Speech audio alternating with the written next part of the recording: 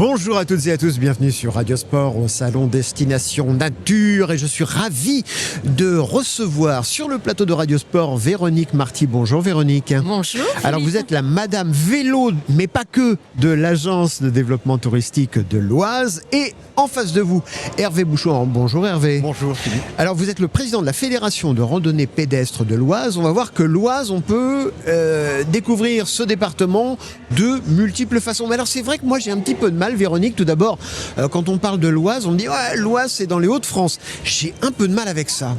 C'est l'ancienne Picardie. Voilà, on est plus dans la Picardie. Tout à fait, c'est l'ancienne Picardie et avec la Somme et l'Aisne.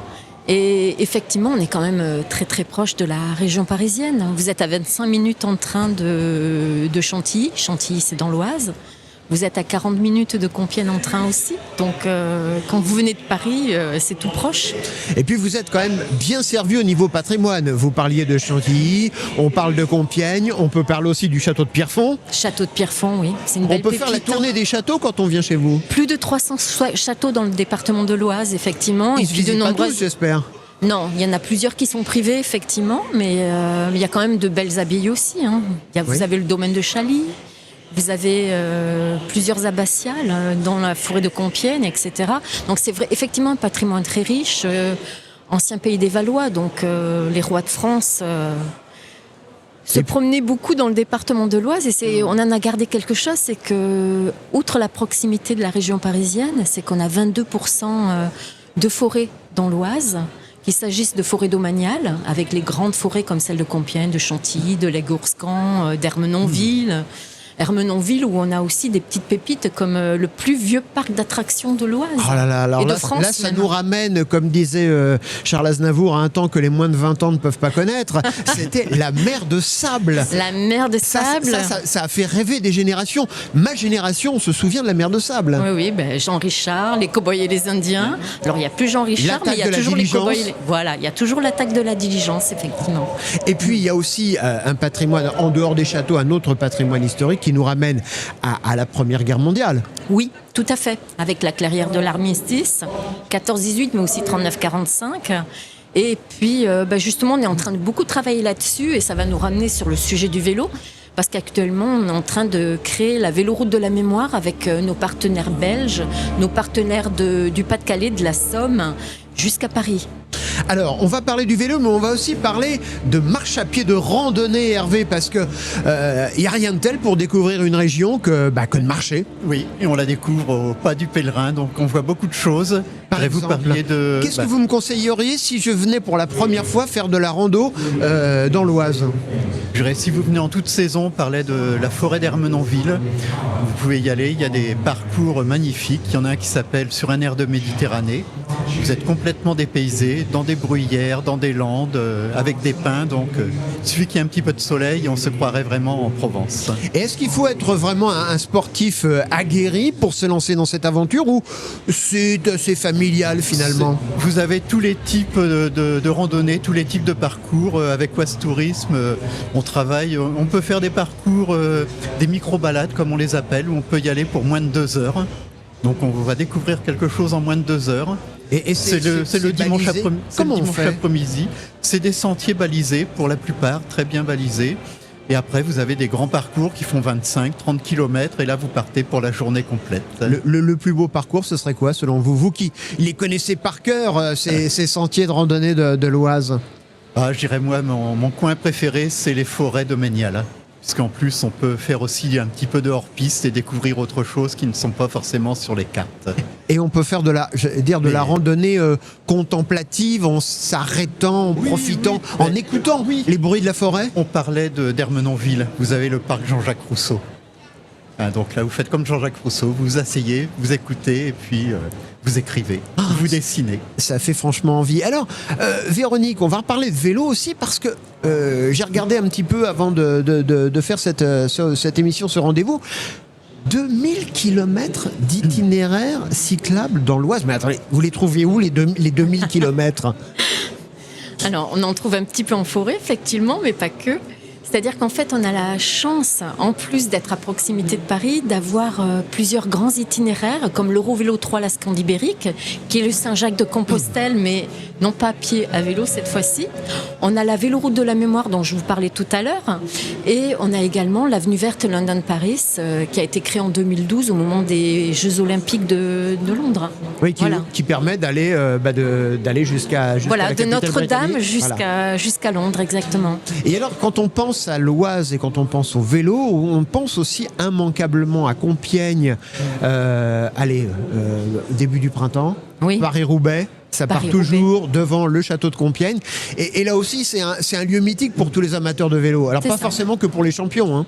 Alors ça part du parvis effectivement de Compiègne, mais ce qu'il faut savoir pour la petite histoire, c'est que dans le château de Compiègne, il y a aussi le musée de la voiture qui comprend tout l'historique des vélos. Ça va de la Drésienne en passant par le cyclopède et autres, et donc vous retrouvez tous ces véhicules-là en même temps que vous pourrez visiter le château et les appartements de l'impératrice. Donc Et alors, c'est vraiment fantastique. on va revenir justement, parce que l'impératrice, on pense évidemment à l'impératrice Eugénie, qui est née dans l'Oise, finalement. Et est-ce que cette route de la mémoire, est-ce qu'elle s'adresse à des gens qui connaissent déjà bien l'histoire, ou est-ce que c'est quelque chose de familial ? Non, c'est en fait le travail que l'on fait autant avec notre partenaire historique de la Fédération de randonnée pédestre qu'avec la Fédération du vélo, la FF Vélo ou la FFC, c'est qu'on essaie d'avoir toute une gamme de parcours, que ce soit à pied ou à vélo, qui démarrent. On vous parlait à pied des micro-balades, mais qui démarrent donc de petits parcours, même à vélo c'est la même chose, jusqu'à des grands parcours. Alors à vélo ça va beaucoup plus loin, puisqu'on a certains parcours sans faire les grandes Eurovélos, sans faire la centaine de kilomètres de l'Oise pour chaque parcours. On a des tout petits parcours aussi, avec un projet qui s'appelle, un projet qui est déjà effectif, puisqu'on a déjà 14 parcours et on en aura une petite trentaine d'ici la fin de l'année prochaine. Les folles aventures de Louison Pignon. Oh là, expliquez-moi ça. Alors, je vous donne un petit dépliant. C'est une... On va le montrer à l'image, voilà. C'est Louison Pignon, ça vous rappellera peut-être Louison Bobet, pour le vélo.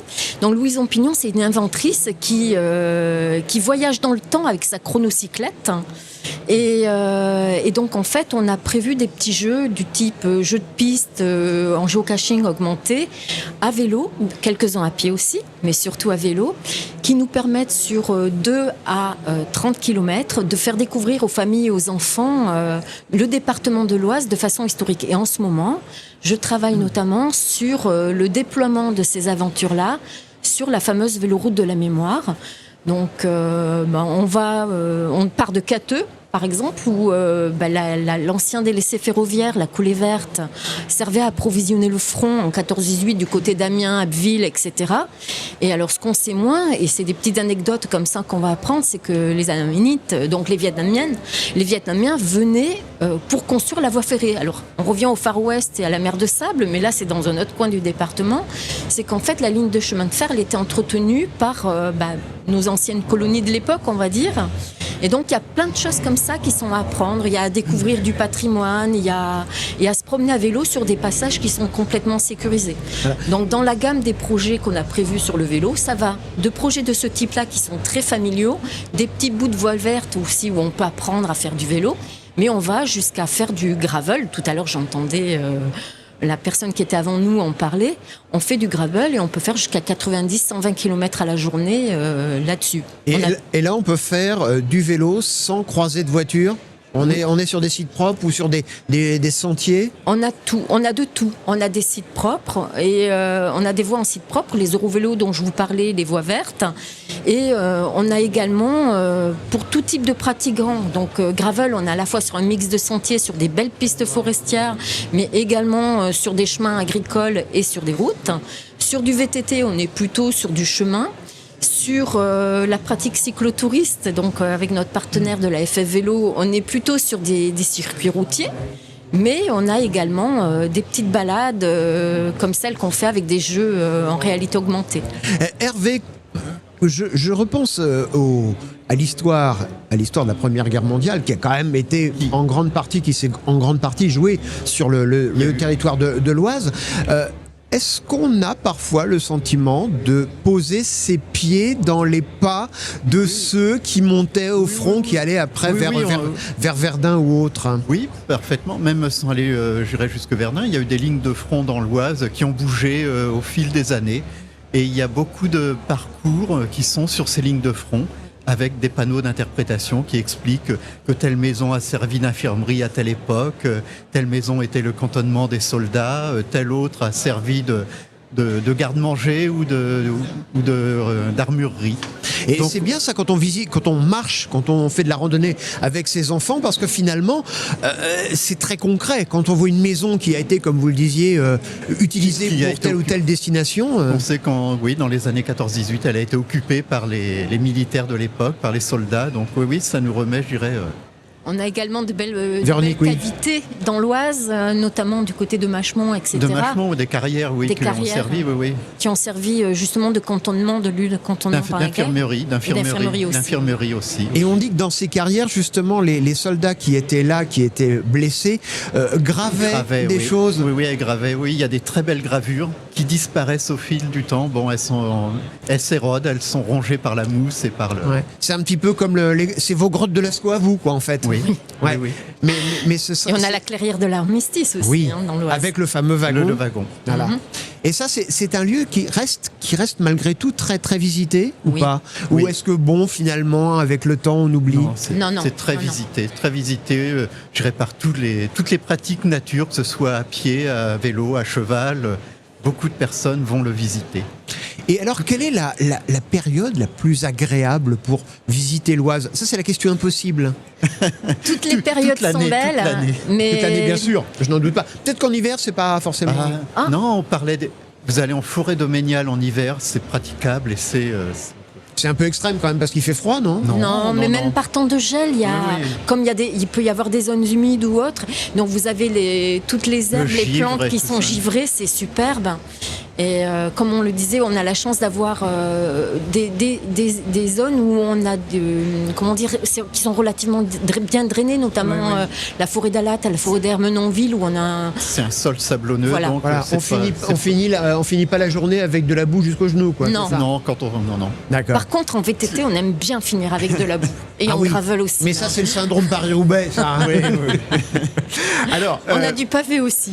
Vous savez, il y a une phrase que j'aime bien, c'est si t'as pas vu ça, t'as raté ton voyage. Alors, si on vient dans l'Oise, quels seraient les deux incontournables, les deux lieux incontournables et les deux choses incontournables à faire? Allez, on commence par les lieux, Véronique. Alors moi, j'avoue que j'ai une petite préférence parce que ça a été une grande découverte pour moi qui suis originaire du sud de la France et des Landes, où ça n'existait pas. Ah, vous êtes un peu perdu là? Non, du tout. Je me suis bien retrouvée. Et je dirais plutôt les cathédrales de l'Oise, notamment la cathédrale de Beauvais, que je salue aujourd'hui parce qu'elle a eu ses 800 ans, là.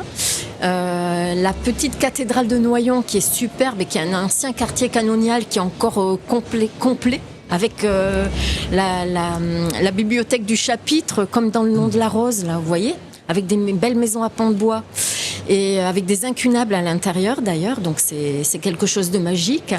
Et puis, bien sûr, peut-être ma préférence sur celle de Senlis quand même.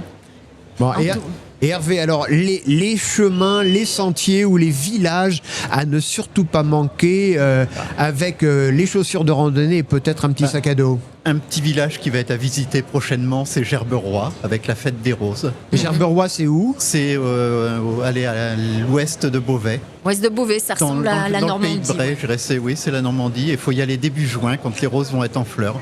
Il y a un petit parcours de randonnée autour. Et on voit ces roses en fleurs. C'est un des plus beaux villages de France. C'est le peintre Le Sidaner qui avait demandé aux habitants de planter des rosiers sur toutes les façades. Et donc c'est vrai que on a cette fête de la rose, mais c'est magnifique. À partir du mois de mai, c'est quelque chose de sublime. Alors la fête de la rose et puis une deuxième destination de randonnée. Deuxième destination, je dirais, pour moi, c'est la vallée de l'Oise en randonnée, qui est quelque chose de particulier. On passe de zones très naturelles, avec des marais, tout ça, et après on peut passer dans des villes telles que Compiègne. Donc on voit, je dirais toute l'évolution, et puis par des zones industrielles aussi. Et la vallée de l'Oise, ça fait immanquablement penser aux peintres aussi, aux impressionnistes, Oui. qui sont... Parce que la vallée de l'Oise, ça a quand même été un peu leur terrain de jeu, non? Tout à fait. Oui. La vallée de l'Oise avec les peintres impressionnistes, mais aussi avec Stevenson. Le premier livre qu'il a écrit s'est déroulé dans la vallée de l'Oise. Il est parti d'Anvers et il est arrivé justement chez les impressionnistes. C'est quelque chose qui est assez émouvant. Donc, en canoë, sur les canaux du Nord, c'est Parce Stevenson. qu'on peut aussi faire du canoë. Canoë. Oui, Oui. on peut faire du canoë sur la rivière Le Terrain dans l'Oise. Alors vous savez qu'il y a une tradition quand on termine ce rendez-vous de sport et de tourisme sur Radio Sport, c'est de dire après l'effort, le réconfort. Alors, une fois qu'on a fait de la randonnée et qu'on est, comme disent nos enfants, au bout de notre vie et qu'on est épuisé, dites-moi ce que je dois manger, où et quand. Alors, on commence. Hervé, vous, quand vous avez fait une rando, après, vous allez manger quoi? Je ne vais pas forcément manger, j'irai souvent une bonne bière. Oui, voilà. Et moi, je vais parler d'une bière à côté de chez moi, qui est la bière Saint-Riol. C'est une brasserie artisanale qui a réouvert en 1998. Ça a été la première brasserie artisanale à réouvrir dans l'Oise et qui existe toujours aujourd'hui. Alors, je coche aussi parce qu'on a la route des vins et des bières et des fromages dans l'Oise qu'on parcourt à vélo et on a quand même 23 microbrasseries dans l'Oise. Rassurez-moi, quand on fait la route, on ne doit pas goûter les 21... Elles sont ouvertes. Oui. Elles sont ouvertes. D'accord. Et même mention spéciale à celle de Senlis qui a un petit goût de miel. On a le sac à dos quand même pour emporter pour plus tard. Je comprends bien. Moi, je serais plutôt flan quand même. On a quand même des super bons flans, notamment sur Beauvais, le flan beauvaisien de Savary. Et qu'est-ce qu'il a de différent du flan que l'on connaît traditionnellement dans nos boulangeries? Il est hyper crémeux en fait. C'est comme la triple bonde dans le Neuchâtel, mais là c'est le flan à la crème. Ah, je comprends maintenant pourquoi vous faites du vélo et de la randonnée. Ouais. C'est pour éliminer tout ça, non? Ça se voit. Ça se voit. Donc je pense que ça c'est tout à fait pour moi. Et une dernière, peut-être une dernière spécialité aussi, une chose, parce qu'on a parlé du flan, de la bière, mais encore plutôt dans le salé. Dans le salé, on va avoir la ficelle picarde. Qui est bonne pour toute la Picardie, de toute façon. C'est une belle bucelle de champignons avec de la crème, enrobée dans du jambon et dans une belle crêpe. Donc là, on est plutôt sur du salé. Et après, on va tourner sur des choses qu'on va trouver aussi sur le reste des Hauts-de-France, avec des choses du sud. Alors, dans le Nord, on va appeler ça, dans les estaminets, on va appeler ça les carbonades, mais chez nous, on joue beaucoup avec la bière ou avec le calvados, parce que dans l'Oise, on a du calvados aussi. Il y en a pas qu'en Normandie. 7 communes de l'Oise qui sont dans l'appellation calvados. On n'a pas de champagne, on n'a pas de bulles, mais on a aussi des bulles, on en a dans le cidre et dans la bière, mais on n'en a pas en champagne. Voilà. Et donc, écoutez, merci beaucoup de nous avoir rejoints ici au Salon de Destination Nature pour nous faire rêver, puis surtout pour nous donner envie d'aller marcher ou d'aller rouler dans l'Oise et découvrir aussi le patrimoine, ce qui est important. Et puis, si vous préparez votre prochain voyage dans l'Oise, c'est très simple. Il vous suffit, pour retrouver toutes les adresses utiles, d'aller sur le site radiosport.fr à la rubrique tourisme. À bientôt.